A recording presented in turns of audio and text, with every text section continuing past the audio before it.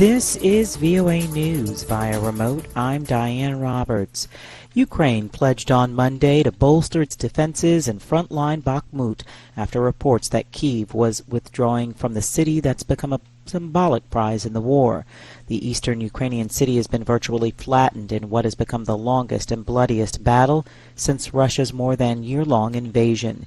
Meanwhile, the governor of northern Ukraine's Kharkiv province says Russian shelling has destroyed 5 homes and killed 1 person in a town about 30 kilometers from the Russian border. Ukrainian President Volodymyr Zelensky met with European Parliament President Roberta Metsola and outlined his goals as he spent much of the weekend shoring up support from allies. German Chancellor Olaf Scholz says there would be consequences if China sends weapons to Russia for Moscow's war in Ukraine, but he's fairly optimistic that Beijing will refrain from doing so. Scholz's comments came in an interview with CNN aired Sunday. Negotiators from more than 100 countries completed a UN treaty late on Saturday aimed at protecting the high seas, a long-awaited step environmental groups say will help reverse marine biodiversity loss. Here's Reuters correspondent David Doyle. The legally binding pact to conserve and ensure the sustainable use of ocean biodiversity has been under discussion for 15 years. Good evening-ish. This is UN Conference President Rina Lee at the end of a marathon day of talks. The ship has reached the shore.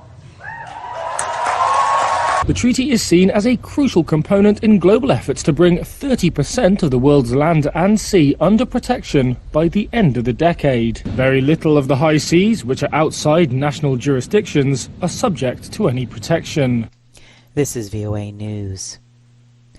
Violent protests erupted in Athens, Greece Sunday as thousands of people took to the streets to demand answers from the government about the train collision that left 57 people dead, scores injured, and an undisclosed number missing last week. VOA's Anthi Karasava reports. The violent protest in Athens, though, was not the only one. In the northern Greek city of Larissa, not far from the site of the crash, demonstrators targeted the state railways company and the station where a trainmaster authorized the conductor of a freight train to remain on the same track as a passenger train. On Sunday, the 59-year-old station master appeared before a prosecutor to be formally charged with negligent manslaughter. Anthi Karasava for VOA News, Athens.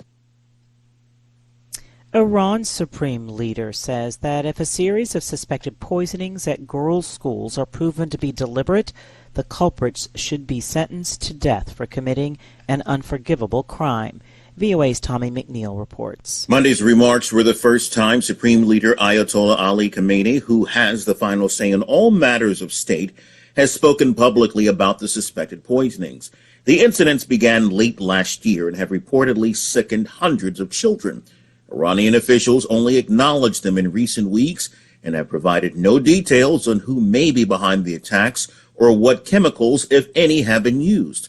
Unlike neighboring Afghanistan, Iran has no history of religious extremists targeting women's education. Tommy McNeil, VOA News, Washington.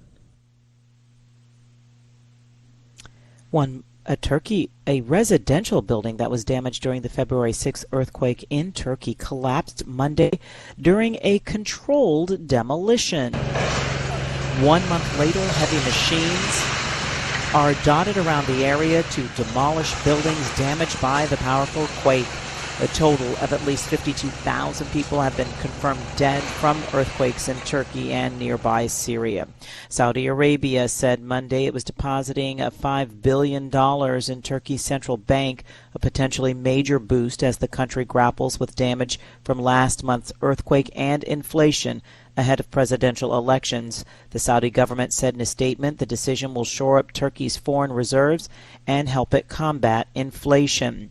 A landslide caused by torrential rain killed at least 11 people and left dozens of others missing on an island in Indonesia's remote Natuna Regency Monday, disaster officials said. Rescuers and authorities fear the death toll will rise. This is VOA News. Please subscribe, like, or comment. Thank you.